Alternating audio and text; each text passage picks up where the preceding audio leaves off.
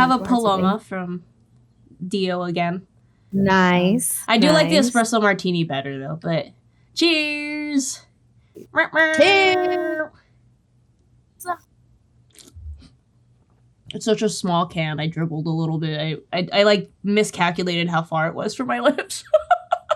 It happens too often to me. It's I don't know why I miss my mouth completely. It's almost like I'm taking a sip of something for the very first time. Yeah, I feel Like- you. It's literally me baby. all the time. Like, what the fuck? Is I am wrong? a child, truly. How are we in our 30s?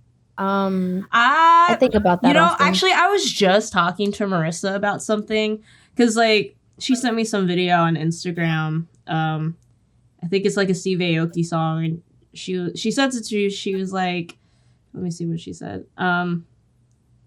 How is this shit 16 years old? And because we were talking, and then we got into this conversation of how we've seen Steve Aoki live. It's a whole story. She laid it out. She's like, the year's 2010. We're going to Spookfest dressed as slutty dead people.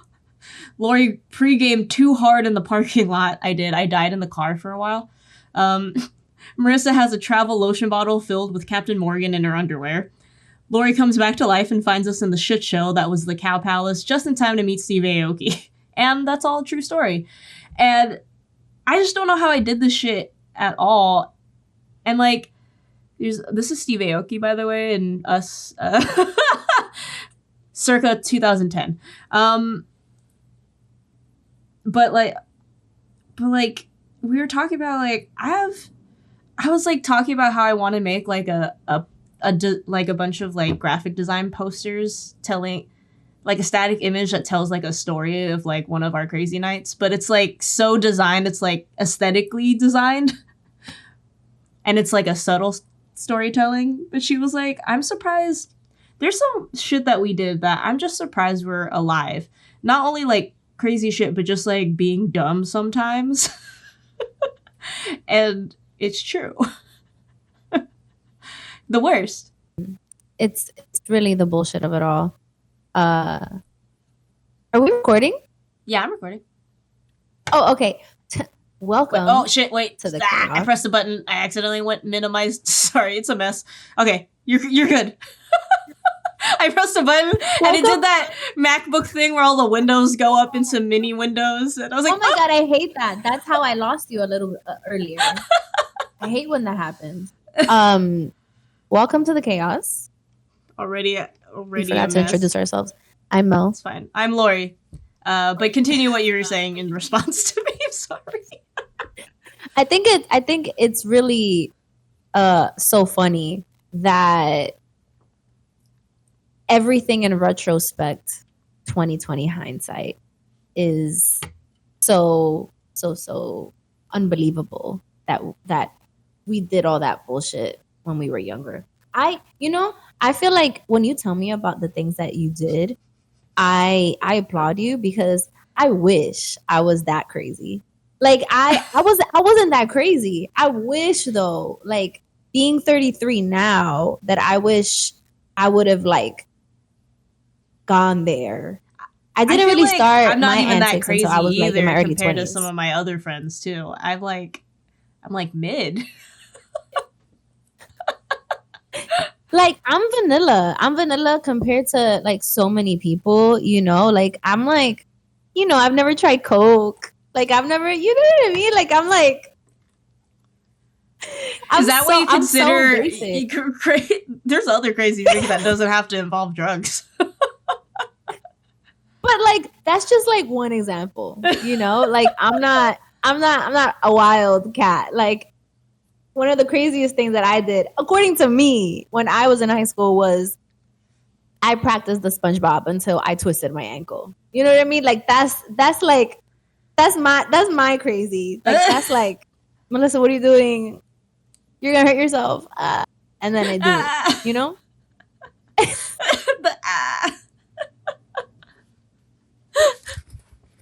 That's so funny. But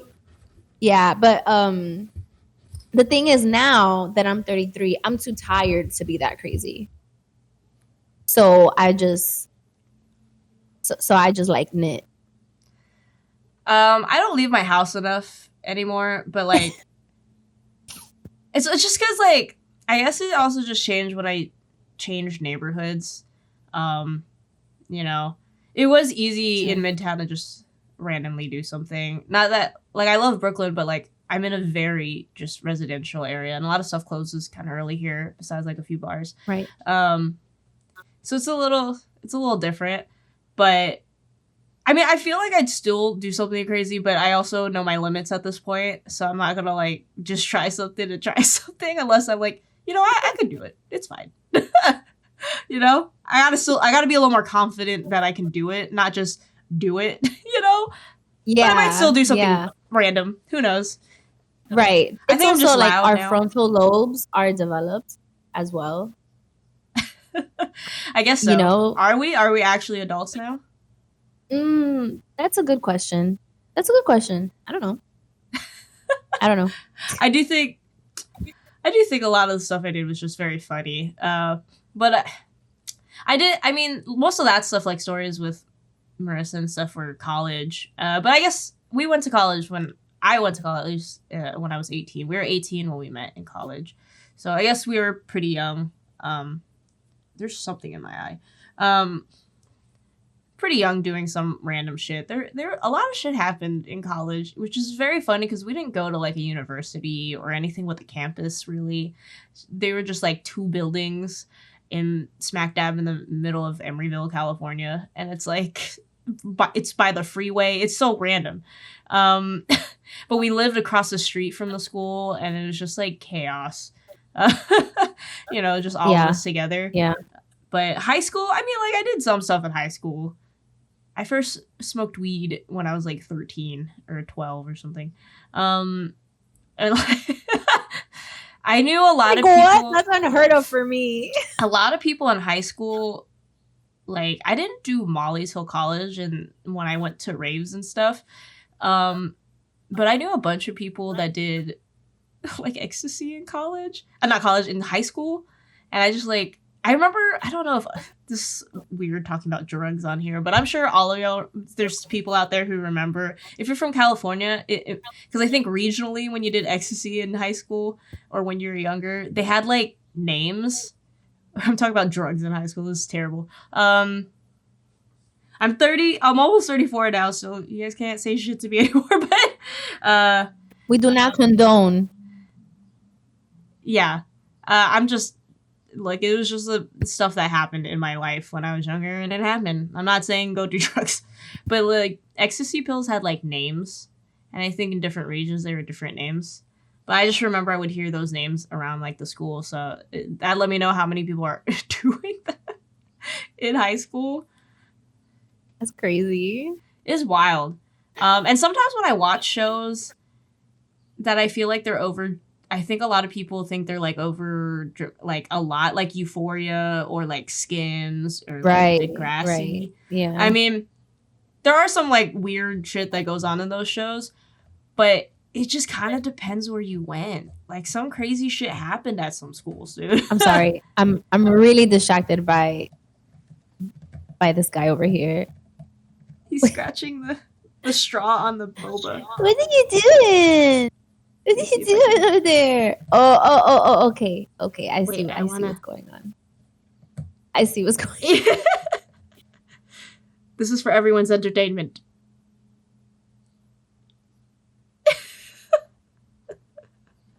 You know, because it looked like he was just making air biscuits. Yeah, he likes about to fall. For some reason, when he scratches because the straw is like a scratching post. It has, you know, like rope. Yeah. Yeah. But every time he scratches it, he reaches for it from up there for some reason. But it's really cute. He likes a little bit of a challenge. He does it from the bench too. That's right next to it, and his butt is just sticking out while he's scratching the straw. He likes a little challenge. Okay. He's so cute. He's so cute.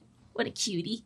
But yeah, I'm like, yeah, maybe it didn't happen at your high school, but there's some bad kids at a lot of schools. I'm gonna tell you something. I'm pretty sure it happened in my high school for sure. I just wasn't aware of that Yeah, yeah. situation. I mean, there's a high school we Because used to go I was to a good kid. I mean, also if you don't want to involve yourself in that, that's fine. But I mean, also my friends weren't weird about like doing like they didn't make me do ecstasy or anything. They just asked, "Hey, you want something?" I'm like, "No, I'm good." Yeah. But like, Yeah. it's yeah. I mean, there was a high school we used to go to for track meets, and they would make us hold hands walking to the locker room, and they had like metal detectors and shit, you know? Oh, my high school definitely had metal detectors Yeah, and too. I remember going to one of the doors I saw. I'm pretty sure there's bullet holes in it because there's like these spider cracks from like, and I'm like, okay, that's where we're at right now. Oh, And yeah. it's funny, we changed Oh, yeah. leagues. This was for volleyball and track and field, like both times.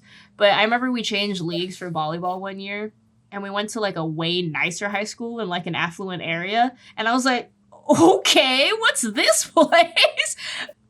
I mean, like we went to Wander when it wasn't our game yet, like because this is when I was like on JV, and we wandered the campus, and I remember we had to get back, and like there's like a security guard at this high school, and he let us ride his golf cart back to the gym. I was like, what is this? Let's go golf cart. But like into my 20s and college, yeah, I think college was some crazy shit that I'm surprised I'm alive. To be real with you. Sure. But sure. I mean, getting into like our subject too, speaking of our 20s, aside from all the random shit that we probably did, all the fun stuff, obviously, is the stuff that we like to remember. But I think it's just like also interesting to kind of, not because you were like in our 30s, how we were doing shit anymore, but like other stuff that in our 20s, like when I think back in as a 30-year-old, because like I look fondly on all the fun, silly stuff I did, but I'm also thinking of all the stuff that I used to tell myself when I was in my 20s, you know, and it was like, for a while it was like, why did I do that? Why did I do that? Kind of thing. And I've kind of learned to accept it. Like, hey, I was young. I'm now in my 30s, and I know, you know, just I live my own life. I know who I am at this point. And I try to give myself some grace a little too, because have you ever thought about the things in your 20s, and you just kind of like feel bad about it, and because you're just like, why did I do that or whatever? But I don't know. I feel like we all need to give ourselves a little grace, but we are talking about basically the lies that we told ourselves in our 20s that, you know, now that we look back on it, and if any current 20-year-olds would like to hear it from us, like what we told ourselves and why it just doesn't matter now, or it solved itself, I guess, or it just ended up being okay, you know. Do you want to start it off? Is there anything? I have a list also, just like I have a little list. I think that I had this idealized version of what my life was gonna look like at this point in time. And so I would always kind of like tell myself, you know, like, if it's meant to be, it'll come, it'll just appear itself in front of me. Like, I felt very like Delulu, to the point where I'm just kind of like, it's okay, like I'm just gonna flow through it all, and you know, it's gonna come find me. I feel like that. So like, I think it's good to not rid yourself with anxiety over certain things, but at the same time, it's like two extremes. Like, you're stressed out, yes, or you're like, it'll just happen. Yes. I mean, in reality, guys, like, I'll be real. Stuff takes work. Relationships, your job, doing stuff for your life. But at the same time, it doesn't always have to be a big thing or stress you out to the point that you just like, you're just fucking stressed out, you know? Right. But yeah, but like, it'll just happen. It'll just come to me. Like, Maybe Yes, privileged yes. people talk Very like much that. if it's meant to be, it'll find me like affirmations, but only affirmations. You do nothing. Yeah. You Only know? affirmations, but Very nothing much else. I'm gonna give it up to Jesus and Jesus is gonna do all the work. Like I think Jesus did it, enough work for himself. Why are you relying on you know, like he's He busy. already did a You lot know, of he stuff. doesn't have You time. know? He doesn't have time. Why are you asking this man to do stuff for you? He already did so much. You This know what I man mean? Like he's not gonna got do it all for you. nailed He's not gonna to do it a all for cross. you. He's not gonna do it all for you. Okay, you're gonna do a little bit of work. And I think to your point of you sort of not stressing out about an endless to-do list, Yeah. I think what's helped me so much is that a little bit matters every single day.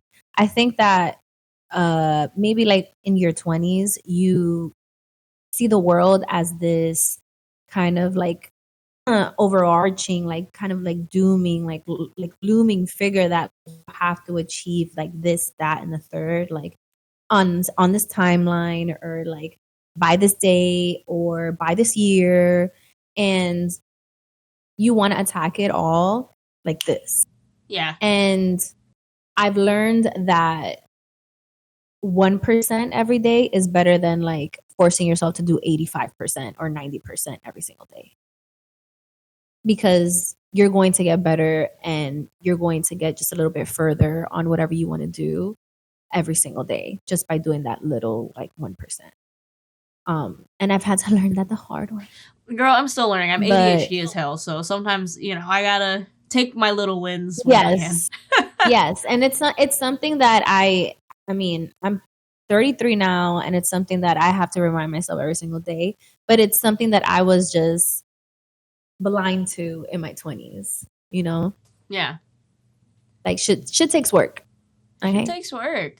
I think mine on the opposite end of like it'll just come to me. Mine was like, I think this was before I was ever I didn't get diagnosed with ADHD until I was 30, which is very unfortunate. It's actually very real that a lot of girls, like young girls and children, especially, like don't get diagnosed as early as boys do. Right. Mostly because basically, and it goes with a lot of stuff like ADHD, autism, other different neuro spicy things, and it's because women, I guess, we mask better and can do things, which just tells me more that boys are useless. Men again. But like boys get diagnosed. Like I knew a kid in 6th grade who was diagnosed with ADHD, and people knew, our teachers knew, and like, but like it was very rare that I heard girls and other girls my age talk about that. It was always boys. We don't get I diagnosed. never heard about it. And then we basically take on, it's like how already in society we have to, we kind of just deal with shit, like bullshit all the time. I mean, as women in general. Sure. But we also all grew up masking, essentially. I mean, and that's why, and all these boomers are like, all of a sudden everyone's ADHD. I was like, no, it's because none of you ever got me diagnosed as a child in the 90s, Yep. But basically, mine is, if you're not productive, you're wasting time. And that kind of comes from like the boomer belief of like, just work hard, you'll get everything, even though our economy is not the same. So, and yeah, working hard does get you a lot of stuff. But at the same time, I know so many people that work hard, but they're like working so hard, like they don't ever get a break. And it's especially like people doing manual labor kind of jobs, or like customer service, stuff like that. It's just like, I felt like I wasn't doing enough, especially when I had my days of my ADHD that are really bad, and I didn't feel productive, and I would hate myself for it. And I still do sometimes. Like I definitely since we didn't record yesterday, I was definitely gonna like, okay, I'm gonna make a bunch of social posts for my photo booth business. I did not a single one. I did post one today though, and I actually did write down ideas today, but it would have been nice if I did it yesterday. But it's gonna get done, and this is where I wasn't freaked out over it necessarily today, but I was like, I didn't do anything that was supposed to yesterday. But my anxiety wasn't too bad because I knew I would do it at some point. But when I was younger, Yeah. I would have, I mean, even just a few years ago, I would have just beat myself up about it. And even every once in a while, it still like gets to me when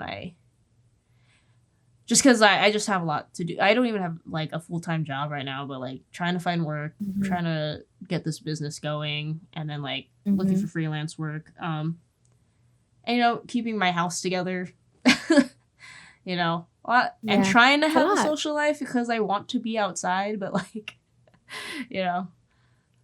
But yeah, mine is that. If you're not productive, you're wasting time. And I kind of felt like I love my family and my parents. You know, there were some things they weren't supportive of, but eventually became supportive. But like, they're, you know, I just felt like, you know, they're of an older generation, so I kind of just always felt that like work hard, do that. My mom, I mean, now she chills, but my mom was always cleaning the house. She also was working. Both my parents were working. My mom cooks. My dad cooks too. Like, they were very much a shared household. My parents aren't like the type to not share responsibilities. But they were always doing something. And I had older siblings, and I felt like they were always doing something. I don't really know. They're all so much older than me. They're all really doing their own thing. And I felt like that pressure. And I think most ADHD people now probably were high excelling students when they were younger who were in a gifted program, most likely. Or like, I had good grades for the most part. I mean, I got pretty lazy in high school just because like I just wanted to be done. But I still had, I graduated with so many credits that I didn't even need, to be honest, that I actually had one less class than a lot of people senior year. I didn't need the credits anymore. I was just like, okay. That's crazy. I feel like I was always pretty good in school. It's not even because like I was I'm smart, but I wasn't like on the dean's list all the time, you know, honor roll.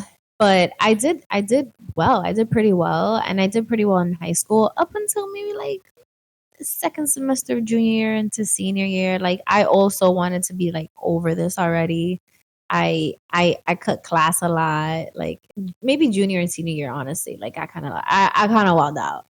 But I will say that if it wasn't for me dancing throughout, you know, most of like my middle school years and my high school years, I probably would have not been doing that great in school and probably gotten into some other shit, like fallen prey to like some really like bad friend group or something like that. An MLM. Because I felt like I was I was distracted with like dancing, you know, and like I've not gotten diagnosed with ADHD. I think I'm there. I think I'm on the spectrum to be honest. Of ADHD. There's different types of ADHD too, but you have some I think I'm in there. I think I'm in there somewhere. But I feel like dancing really grabbed my attention for a really long time and kept my dopamine levels high. And if it wasn't for that, I don't know where I'd be. I don't know. Can I say dancing saved my life? Maybe. I don't know. But I owe a lot of like my energy and my time and my efforts to dancing. Like, I really threw my all in there. And I also I spent a lot of time on rehearsals and performances and things that maybe I would be doing maybe socially. Like, I missed out on like senior trips, and like I was gonna miss my senior prom too. Like, if I had a show on my senior prom day, I would have missed it because I was gonna choose dance every single time. Yeah, I mean, okay. And also, for people who's listening, I know the last one we said, things take work. And now I'm saying, like, if you're not productive, you're wasting time. I think what I'm trying to get at is that everything has nuance. Oh, yeah. Yes, things take work, but not so much work that you're killing yourself and that Right. but it's also like if you're sitting there because you're having a chill day, like a day off chilling, but you feel bad because you're not doing anything, like that's where it's bad. It's not healthy. Yeah. It's okay Yeah. to take a break, you know, Right. whenever. I think hello. That's his butt. What are you doing, Boba? I think that it's important to acknowledge that now, because I think then we didn't really have like most of us didn't really have smartphones, and most of us couldn't really work on our phones like people do now. Yeah. And I felt like in the past. Sorry. I feel like in the past he like backed up and he bumped into the camera. Okay, period. Sorry. I think that we weren't able to work on our phones that much, and we've used our phones back then as a reprieve, as a break, you know, from schoolwork, from like actual work, you know. And now, since we basically have computers in the palm of our hands, our gears are always turning. You're always brainstorming. You have like you're working really most of the time on there.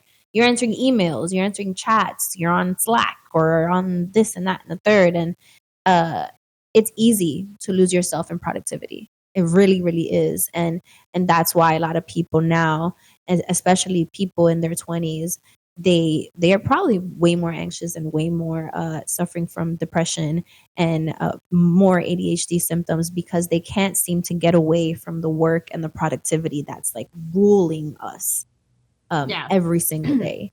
So if you realize and if you acknowledge that you have been working your little fingers to the bone every single day, and you finally catch a break sometime during the week, acknowledge the work that you've done, but now it's time for a mental break. Now it's time for you to relax. But again, acknowledge it. Yeah. All right. What's this? You have one?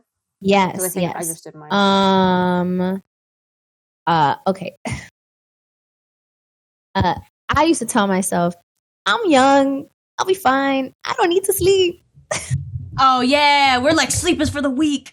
I need to sleep. What? I could break night every fucking night, whatever. And I could go work in the morning. Like the unrealistic expectations that I had for myself of like partying, and then the next day, like how I would go out the night before and that same day I had work, but then the next day I'd be like, oh my God, totally. I can just sleep here for like maybe like an hour or two, wake up in the morning, go back to work in the same fucking clothes.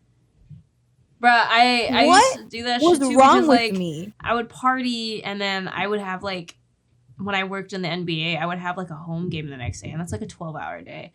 And I would come in like sleepy. And I had a team of contractors do stuff, and some of them were homies. Like I remember one day, I was really lucky. It was like my A team, my usuals, and I was like, yeah, like to one of them, like, yo, Jen, can you get these videos up for me? Like, I just need like a 10-minute nap.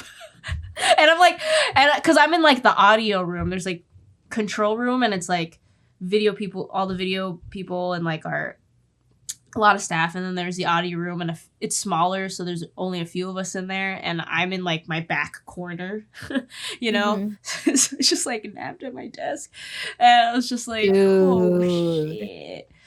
I don't know who trusted me to run shit at 21, like run a 22 years old running a NBA game. That's crazy. Dude, when I tell you that I would be just like, because like my boss used to like sit behind me in his desk, and I used to sit like right there, and he didn't see me. He couldn't see my face. So when I tell you I would take like little like tiny naps.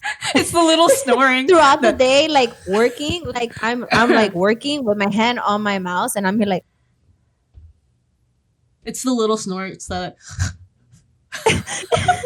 like I would just be, and then like every time he would make a fucking noise behind me, I'd be like,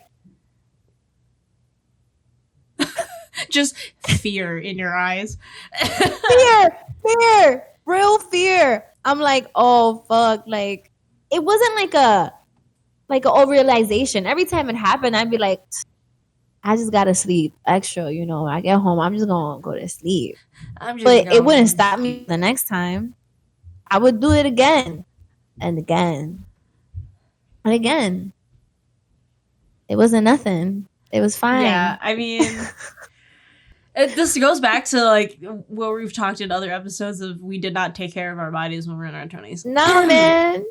Don't get me wrong. No, I do think I'm glad that I did the things I did because I did have fun, you know? Same.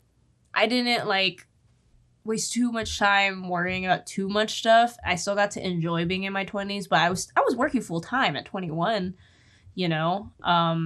So I'm glad that like I did but there were times I definitely abused the hell out of my body. Yeah. Sure did. It's balance, people. It's just balance. Drink a Pedialyte before you go out drinking, and you'll be good. Or any of the other like morning. Oh yeah, liquid IVs, all those other out things. there. Get some electrolytes. There's so many out there. Just do what you gotta do, man. I'm just saying, you'll survive the next day. You'll get drunk, but you won't hurt in the morning. Also, just like stay prepared. Grab like a few Advil if you're gonna stay somebody's house. You know, like put it in your little purse. Put it in your little purse. In college, because my friend Marissa would get heartburn because she's 80 years old. She has a cataract, had heartburn. She was an old lady. We used to carry Tums. For Marissa. For her. Fucking Tums, man. That's smart as fuck. Carry your Tums. My other friend, lactose intolerant, she would bring lactate pills with her, and she would devour a pizza. You have indigestion? Pepto does chewables now. I was like, okay. You remember the commercial? Indigestion, yes. Pepto-Bismol. The jingle. There's a little jingle that reminds you everything Pepto covers. Do yourself a favor, learn it. Yeah, learn it. Take your little chewables. Tums comes in so many fucking flavors. It's delicious. That's another lesson. I feel like in the past I didn't know my limits, and so I would be. That's actually like in my list too. I'm fine. I'm not drunk. It's all in my head. Like that's kind of like one of the things that I would tell myself. Like I'm good. I'm just riding a wave. I'm good. And then like much like an edible, it would sort of like hit me over the head how drunk that I really was. And yeah, same. My kind of drunkenness is very much I'm sick. I'm sick immediately. I'm sick. I'm nauseous and I'm gonna throw up. So and then most times like I couldn't wait to go to the bathroom and throw up. So like I would throw up like at a bar, by the bar, or like outside of a car, or you know, just like random places that was not toiletable. And sometimes I would make it to the toilet, and sometimes I wouldn't. I was there was a funny thing with me. I always found something to throw up in, whether it was like an outdoor planter box, some soil somewhere, a toilet. I would get to the bathroom pretty quick, you know. Yeah, I usually always found something. I remember there's a funny story where I felt so bad about it, but we had a party at my old apartment in college, and I had a balcony, and I threw up off the side of the balcony into the neighbor's yard downstairs, and I felt so bad. And we went the next morning, though. I was like, I'm so sorry. Like, we went there to clean it, essentially. And honestly, he was really nice about it. Really fucking sweet. Yeah, I went to their apartment. They were downstairs, the one directly below me, and we're like, we just want to clean it up. I feel really bad. And he was actually pretty chill about it. And he made the joke, and I didn't realize he was like, well, it kind of looked like you were aiming for the drainage hole, like the drain. And it's true. Oh. It looked like it was right around where the drain was. So I was like, wow, even subconsciously, I'm still aiming for a place for it to go. That's funny. Oh my God. Oh God. I just have like one too many stories of growing up. It's just too much. Anyways, yeah, that's one of the lies I would tell myself, that I wasn't as drunk as I thought I was. Girl, I was notorious for that. My friends made fun of me. I always said that. I'm like, I'm not that drunk. I really was. Yeah. But then like when I did realize I was drunk, I would like say it to the world. I'd be like, you're like, I'm drunk. I'm drunk. I'm drunk. I'm drunk. Shots. I'm drunk. I'm done. I'm done. I'm done. I'm like out. I would just like, yeah. I have one. This one's I hate when people say this. Do what you love and you'll never work a day in your life, which I think I've mentioned this before in this podcast, but didn't elaborate on it, because it's like one of those sweet little lies that you tell yourself. You're like, you're doing what you love. You'll turn it into a job, into a passion, into a career. But then you sprinkle a little burnout. And then maybe you'll cry softly into a Google Doc. So. Google Doc. And Fuck okay. that lie. And I feel like we have mentioned it before, but I think it could work for some people. Some people are determined and can do that. I know a lot of people who followed their passions and made a career out of it. But I also know that those same people work their asses off. Oh, sure. Absolutely. I want to also throw in a caveat, because I feel like those people that do get to say that, like, because there are some that do, and that it's valid for, because I feel like when you get to a point where you've worked so hard, that those like remedial, like administrative tasks that you had to do when you were working so freaking hard, you get to a point in your career where now you're hiring people to do those administrative things that you had to do, that made the passion for your job so horrible. Like the fact that you had to do that yourself, you know. But I think that people, they get to a certain place and they're like, okay, now I'm passing you the baton, intern, assistant, whoever it is, doesn't matter. But I think those people really get to say that. Yeah, because I feel like all the friends that I have, creative people, because, you know, I work in it. My job is pretty creative, but I work for a lot of tech companies because I chose to do like marketing and advertising. But I have a lot of creative friends who pursue their passions. But like I said, they work their asses off. And I don't think they'd ever say like, oh, I don't feel like I'm working because it's what I love. They're like, I am working. And also, I think you should acknowledge that you are working. And it's just like, I also know a lot of people who did do it and were like, honestly, I wish I separated what I liked from what I did for a job. Yeah. And I feel like that sometimes. I feel like I don't do art the same. I don't really paint anymore or draw, or because like I'm always making assets for videos and other stuff. I still enjoy doing motion design, but like I've had so many times of burnout. It's been crazy. So I think I think it's an important question to ask yourself. What are you willing to do day in and day out and still have the same passion for, and love it the same as the first day that you discovered it? You know, it's funny, a few weeks ago, Travis and we went to this restaurant to eat at, and it was actually the same one where I had that like little like reaction, like shellfish reaction. Oh yeah. But we were talking to one of the chefs in the kitchen, and coincidentally her name is Melissa too, which is funny. But we were asking her like, how'd you come to this? How like she looked pretty young. She turned out to be like 22. And I was like, well, like, do you think that you still want to continue doing this? Because like she moved to New York to become a chef.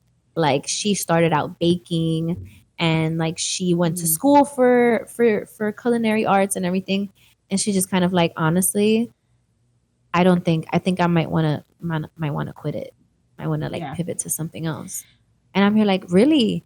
And she said, yeah, they're really long days. I'm in the kitchen for like 12 hours for a restaurant that's open for like maybe 4 or 5 hours, like every day, she's in there from like 5 a.m. all the way to like 9 or like 10. So it's and like she's 22 and she's like already considering making a career pivot because I mean, she's done maybe a she's lot figured already out at that it's 22, though. That's yeah, crazy. yeah. And like, you know, for being 22 and working at like, cause this is like a Michelin star restaurant, like go off, girl. But I think that because she started this career and it was something that she loved as a hobby, and you know, she made a whole career out of it. Uh, and like she ran with it and amazing, she learned a lot. But even when I asked her, I'm like, hey, do you think that it would be smart for someone, you know, at this point that is interested in culinary arts to go to school for it? And she was like, no, don't do it, don't go to school for it. And it's funny, I think about like it in like the like creative arts, like illustration and graphic design and like anything in the performing arts too. Like it's also like a waste of money, and like, you know, you get to learn on the job when you get to it. But then yeah, like there seems to be like some sort of like place where you're like, like, am I doing this because I love to do it, or am I just doing this now because of the money that it gives me? And yeah. I say this a lot too. I think a lot of artists feel this way too. The second that you connect money to to something, to a hobby or something that you enjoy, it changes the dynamic of that thing for you. Mm-hmm. Um, yeah, I mean, like I don't do art the same, and even if I don't draw necessarily or paint for my job, it's still like a creative thing, and it just makes me feel like I'm doing work again when Yeah, I try to do yeah, art it's stuff. And it really hard to sucks. I want to disconnect it. like try to paint again. Who we'll see if I can get back into it. But like, yeah, it just feels like work. Art feels like work to me. Um, and it's kind of a bummer. And like I said, it's again because everything is so nuanced. So like, don't think that we're saying don't pursue passions as a career, but just know it is still going to be a business the second that you connect money to what that thing is, and just know that you're going to have to work your ass off, and it'll change how you view that passion, you know. um and it's okay. I mean, is it okay if I steal like the next one just because it kind of connects to that a little What? bit? My other one was like, I feel like I've brought it up but never elaborated, but like, the toxicity of like hustle culture is like, or lies that other people have said, maybe not to myself, but like wanting to be your own boss, which I think is perfectly fine. I know so many people are their own bosses, but when it, a lot of people, and a lot of those people are pursuing passion. So, and I feel like you have to be a certain type of person to do these kinds of things. And, Yeah. and I want to normalize being okay with just having a regular job and doing your job well and pursuing your passions outside of work, which is what I'm trying to do now.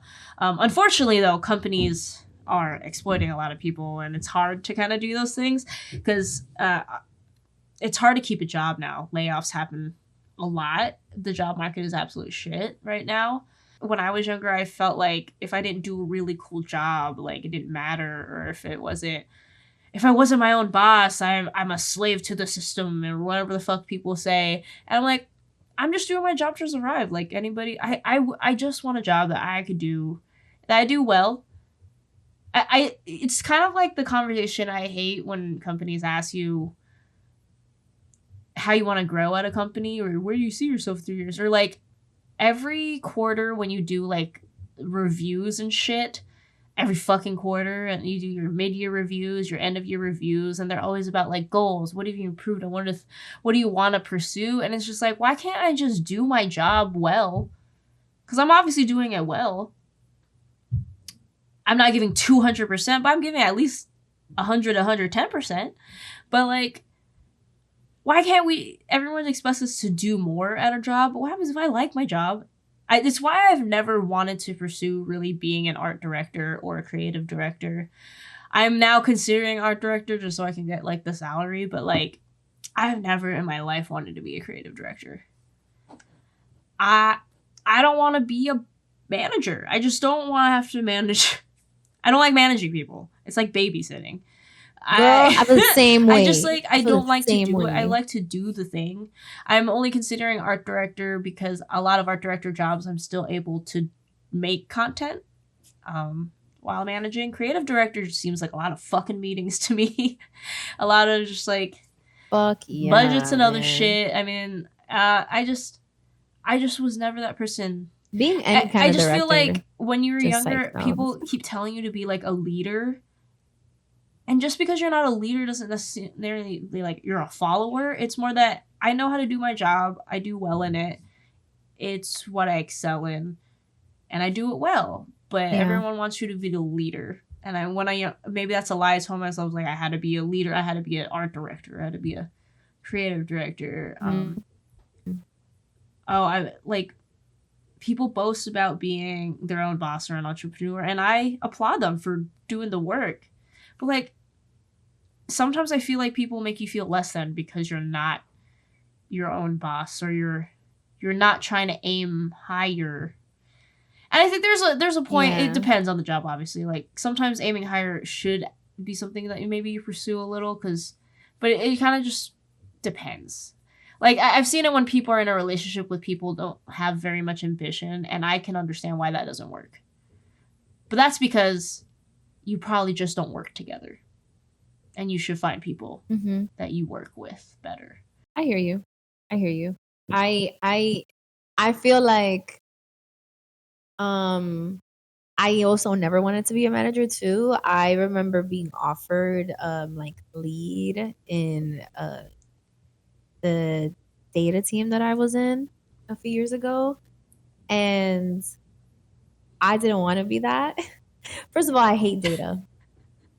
Being in that team made me hate it so much, data analytics and the like. And when the manager of the team offered me that the lead, I was like, that's a manager position. Just call it what it is. It's a manager position. And like he didn't want to call it that because, you know, whenever manager is attached to a title, it means more money. And I'm here like, if you're gonna call it, that's the other problem. Position, companies are taking advantage. I mean, companies want people to do 3 different roles into one. It's like every time I see a graphic design job, but they also want that graphic designer to do edits to videos or do motion. I'm like, just say it's a motion designer job. Just say it's a multimedia designer. You can't just say graphic design. Graphic design is we can go on about this because they'll just say like, well, you know, we appreciate team players, you know, people who contribute to the team. This is a little off topic, but morale that we have here. But like this is how you know some companies are toxic when they say. This sounds weird, but when they say we're a family, I don't fucking believe you because you're not. You know the companies that I always felt, the companies I worked for that I felt like that I was close to, they never said we're a family. They were just cool. They were chill people. Everyone's just cool, okay? We're not fam. We're not fam. Yeah, or when they don't put manager in a title when you're clearly doing managerial things. If you have a team under you, you have a team under you that are higher than junior level, I'm like, that's manager shit. I feel like if you feel the need to aspire for like more leadership role like in your work life, maybe it's time you take charge in your personal life. Maybe you try to lead in your personal life a little bit more if that's what you desire. But like, that's what I'm trying to do in my personal life. Like, take the lead role, be main character in my personal life. And if you don't want to be... I don't have to be the main character in my job. And if you don't want to be the main character in your job, but you know you could do your job well, don't feel like you're less than when people try to say shit to you. I'm like, well, I'm not stressed. And I go home and sleep easy. So it's a little hard in this economic world job world right now because companies are trifling. Yeah. All right. Do you have another one? Because I kind of stole that one. There's 2 different things. It's cool. I just have this one last little tidbit. I don't know about you, but once I started working at any job, I felt the need to be extremely generous to the point where I would every time I would have the chance, I'd be like, "Oh, I got this. Oh, I got this. I got this. I got this." Like when I would be like out with friends or dinner or something like that, like, "Oh, I work, so I got this. I got this." And then my bank account is like, "You don't got Wow, this. You might be a working girl, but you don't got you this. Why you lying to I yourself? didn't Why you lying ask to to be called them?" out like this. Look, I will admit though, I was for a while like the person who made the most money out of my friends. So like, yeah, I would treat my friends, and my family every once in a while. But yeah, but still, I didn't need to always do it. But it's because my parents were like that. They're very generous people, and even now, when they don't really have that much money, they keep trying to. And like now, I'm like, Dad, it's okay. I could pay for it. You guys cook for me. Right. You're letting me stay at your house, and you're cooking for me when I'm visiting. I think it's fine. Like I can take you out to dinner one time. Exactly. I mean, it's. But my parents are just like. Exactly. I don't know other POC cultures, you let me know, but it is a super Asian thing to be fighting on who pays the bill. Because it's kind of the culture of one-upping each other, to be honest. It's totally it's a very Asian thing. And I know like Filipinos are more like Islander Asians, but like it happens there, it happens with my Chinese friends, my Japanese like my Asian friends, it's Asian family, especially like family like aunts and uncles and shit like that. That kind of stuff like comes up. Right. And even if they don't even mean to be one-upping, it's just like this habit. Like, no, I'll get it. Uh-huh. Like, no, me. I have this. I feel like that's like a thing among like Latino men. I think that that's a huge thing. You're right. Like I've seen it in action in my family. Like I'll know that they don't got it. I know because I heard it through the grapevine that they don't got it. But they'll be like, no, don't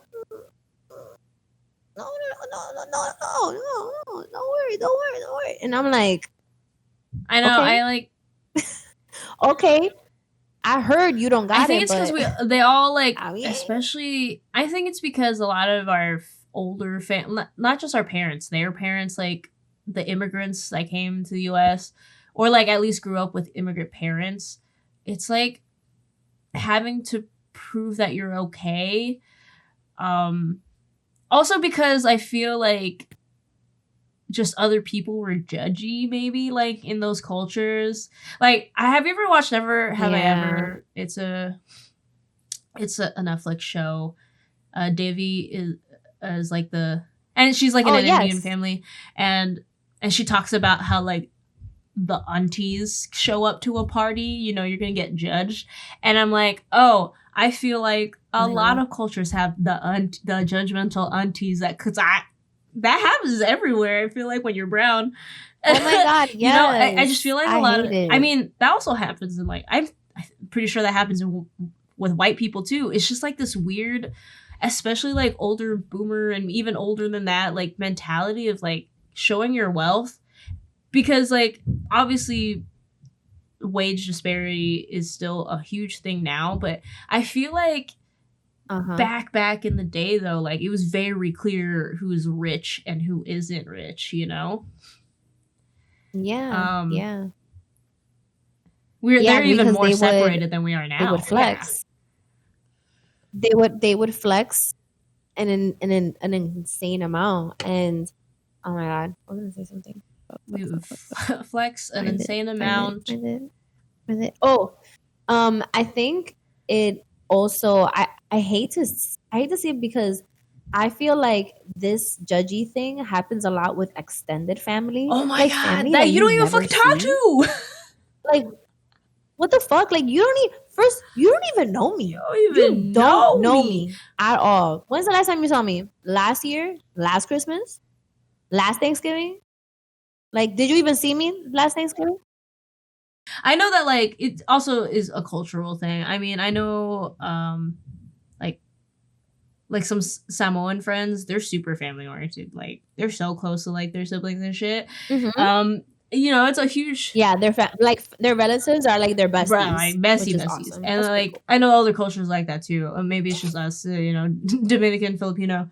But to tie it back into like the topic though, it's like you don't have to prove yourself to people, and I feel like that's what all we're trying to like when we're trying to pay for things all the time and not asking, or even not asking for help. That's one thing, not asking for help because you look less Right. than. It's like we're trying to prove, and that's the thing I Mm-hmm. told myself when I was younger too. Like I didn't feel like it was enough or something. Like I had to prove that I was doing okay, or like don't try to prove yourself. You don't need to.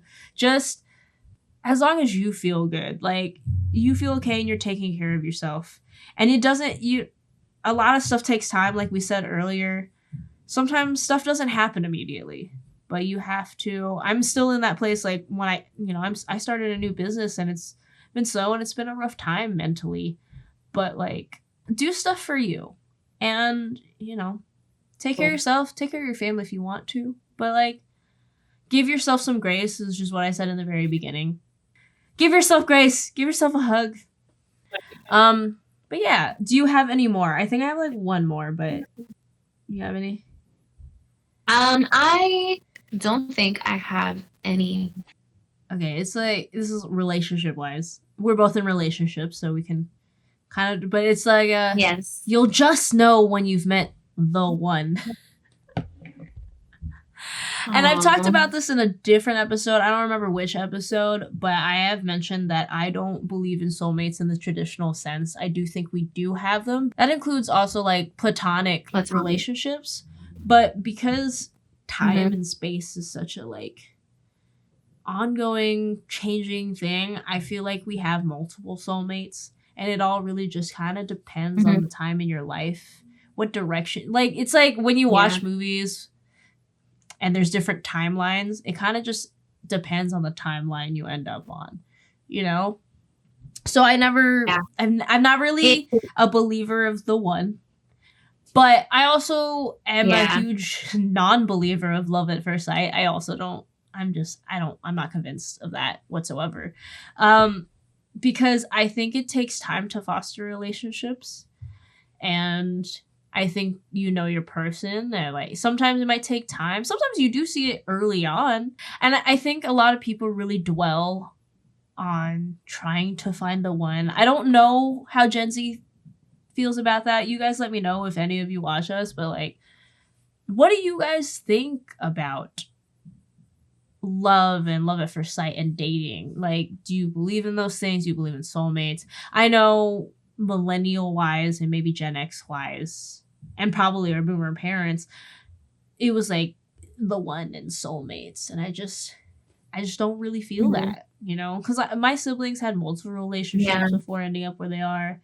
You don't really know yourself in your 20s, to be real with you. I mean, maybe that's a lie too, is that I have one. You'll be done growing up by 30. That's a fucking lie.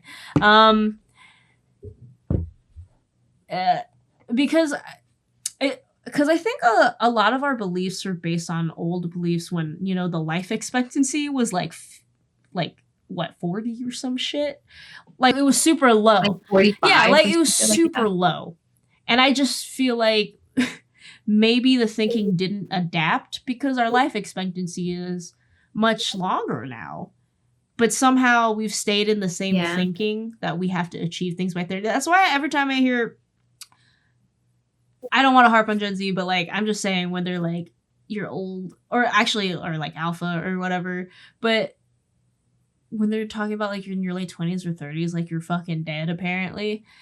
The thing is that I've never thought that way, and I don't think any of my millennial friends thought that way at all. I didn't give a fuck what Gen X was doing.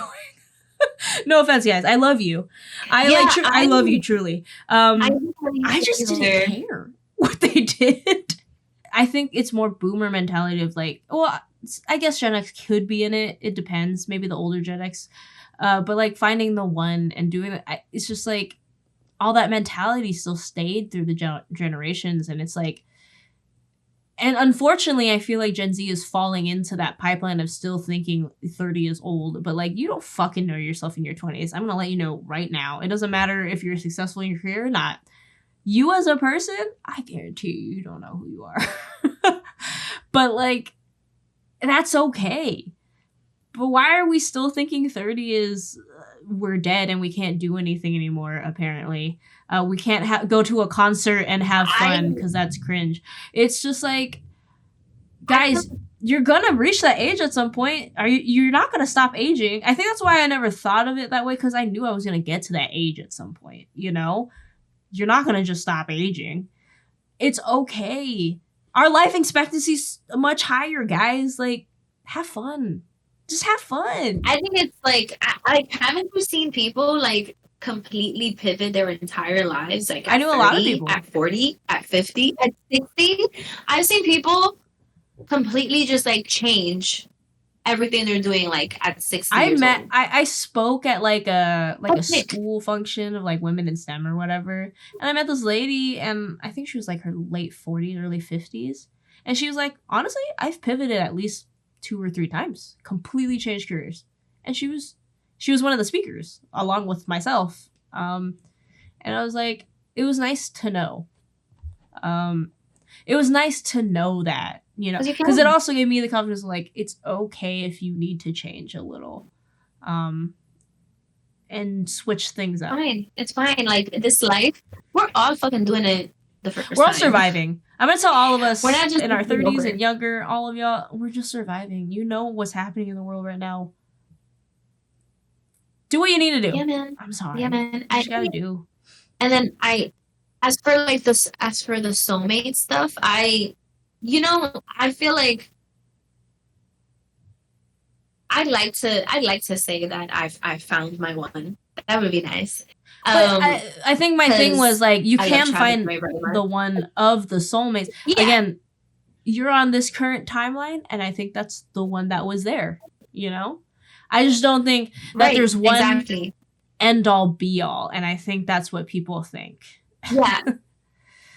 Yeah, I mean, out of like so many people that are in the globe, you can't really think that like you're on the hunt for this one singular person that's going to match you on every single thing. Maturing is finding out that love is a variety of choices that you're making. It's like the conscious effort of choosing one person, or, you know, many. I don't know who's in your polycule. And like making that effort and showing up every single time. You know, I think that's what it is. I think it's like knowing somebody emotionally really, really well. But I feel like a lot of people don't give people a chance because maybe they're in a certain way of thinking, or if it doesn't check everything off the first 10 minutes that you meet each other. But like, you know, I think it's off of vibes, honestly. But yeah. Yeah. I mean, that was kind of like my last thing, because I know we had an episode also that was like myths of milestones before you're 30. So that's like a lot of content that's episode 63 if you want to look back on it. Episode 63. Yeah, it's kind of like this was kind of like a part 2. A little bit. Of that. Maybe like myths of milestones before you're 30. That's episode 63. But this is like expanding on other things we told ourselves in our 20s. Right. Shit, I'm sure when we reach our 40s, there's gonna be things where I told myself in my 30s that I'm gonna be like, you know. I think we're just ever evolving and things, and it's okay. I think we're always gonna be, because not only that, our environment changes constantly, whether it's weather or political or everything, you know. So everything's evolving in a different way. 100%. So 100%. Yeah, thank you for joining us. I think it's a good thing to just think about if you actually happen to be younger and somehow listen to this. Obviously take what we say with a grain of salt, but we do have experience in like doubting ourselves and telling ourselves things in our 20s that just either aren't realistic or it really just doesn't take into account how random life can be, you know, and that's okay. Yeah. Give yourself a pat on the back, and you're surviving, and You'll figure it out. I promise. Like, it's okay. Right. You can find us on YouTube and Spotify. Both, it's for video and audio. And then we have our Instagram and our TikTok, which is at 30s Dirty Thoughtin. It's just an N at the end, no G, Thoughtin. And then our email is 30dirtythoughtin@gmail.com. Yeah, interact with us, like us. Please give us a rating on Spotify. Subscribe or at least like our videos on YouTube. It would help us out a lot. But yeah. Thank you. We will see you later. I don't know what accent that was, but confetti. Okay, bye.